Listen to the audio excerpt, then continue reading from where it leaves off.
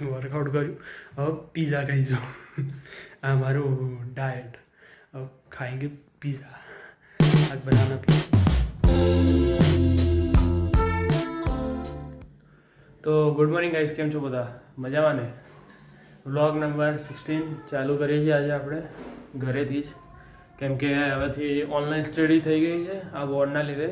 War જેવું તો હવે બધું પતી જ ગયું છે ઓલમોસ્ટ, પણ હવે ઓનલાઈન સ્ટડી ચાલુ કરાવી છે અમને 2 વીક માટે. પછી આપણું વેકેશન છે, સ્પ્રિંગ વેકેશન.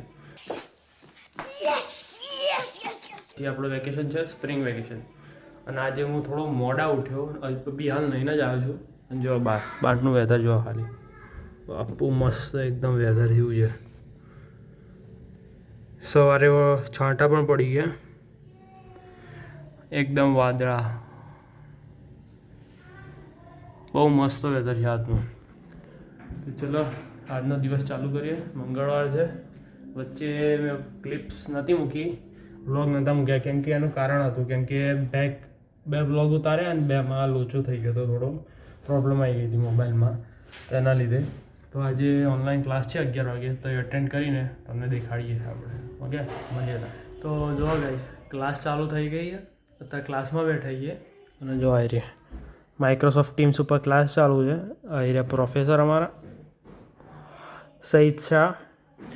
અને હવે હમણાં થોડી વાર પછી ડિસ્કશન ચાલતું કે ફ્રાઈડે જે ટેસ્ટ છે એનો વાઇવા લેવો ઓનલાઈન કે પછી MCQ ટેસ્ટ લેવો ઓનલાઈન માટે. તો બધા મથી રહ્યા MCQ કરાવવા માટે. હવે જોઈએ પ્રોફેસર કરે કે નહીં. વોટ્સઅપ ગ્રુપમાં તો અલગ જ ચાલુ પબ્લિકનું કે યુનિવર્સિટીમાં ફીસ ભરે ને બધું. જો બહુ ખતરનાક ચાલશે હવે. આ ચેટ બોક્સ ભરાશે હવે આવી રહ્યું.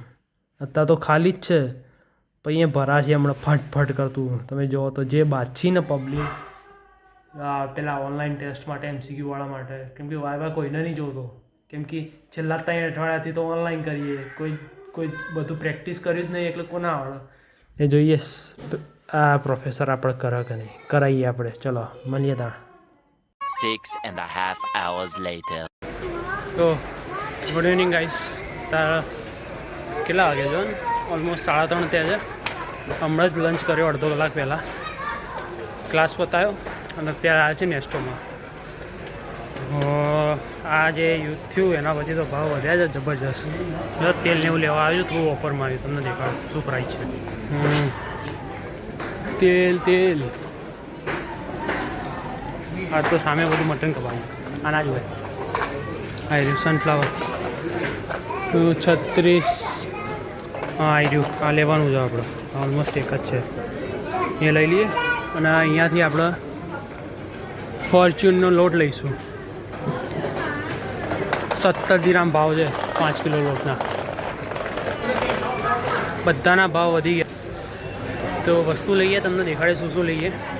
શાકભાજીના ભાવ વધી ગયા છે, ઇમ્પોર્ટ થાય છે બધું, એટલે લઈને તમને દેખાડીએ. તો ગાઈસ, શાકભાજીના ભાવ તો બધા 4.5 ગાજર, 3 રૂપિયાની કાકડી છે, સસ્તી છે. બીજું બધું મોંઘું છે, 9.5, 6 એટલા બધાનું છે. તો આપણે તો લીધા છે 2 તેલની બોટલો 5 લીટરની. એ પણ કેટલાની છે ખબર છે? એક 33 દિરહામની છે એક. ફોર્ચ્યુનર લોટ લેવાનો છે, પણ એ અહીંયા નથી પતી ગયો.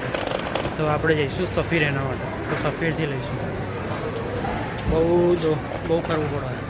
સમજ રહ્યો આપ? બહુ કરવું પડે વસ્તુ લેવા. મોટું દાંતમાં તોડી જતું. તો ચલો બિલિંગ કરીને બહાર નીકળીએ.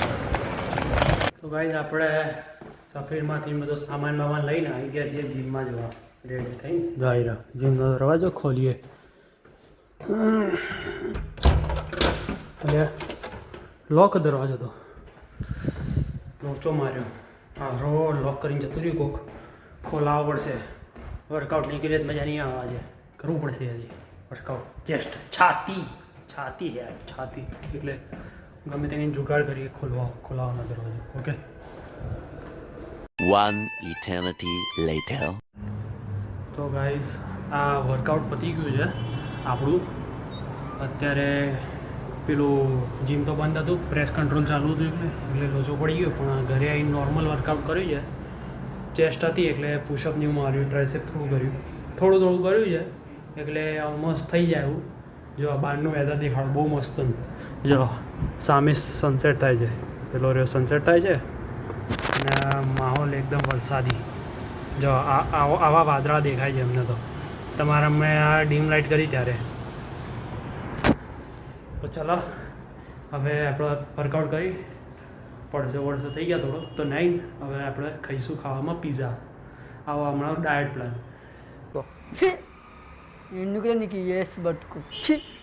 કેમ કે આજે પીઝા ખાવાના છે તો ઘરે બનાવવાના છે ખાવા નહીં જવાના બહાર તો ઘરે બધી વસ્તુ લાવી દીધી છે તો કટિંગ કરીશું બનાવીશું બધા ભેગા થઈ તમને દેખાડીએ કેવી મસ્ત થાય છે પીઝા બનાવીએ અમે ઓકે મળીએ ત્યાં તો ગાઈસ પીઝાની તો વાત કરશો નહીં ક્લિપ્સ મૂકી દઉં છું તમારા માટે અહીંયા જ જસ્ટ સ્ટોપ કરીને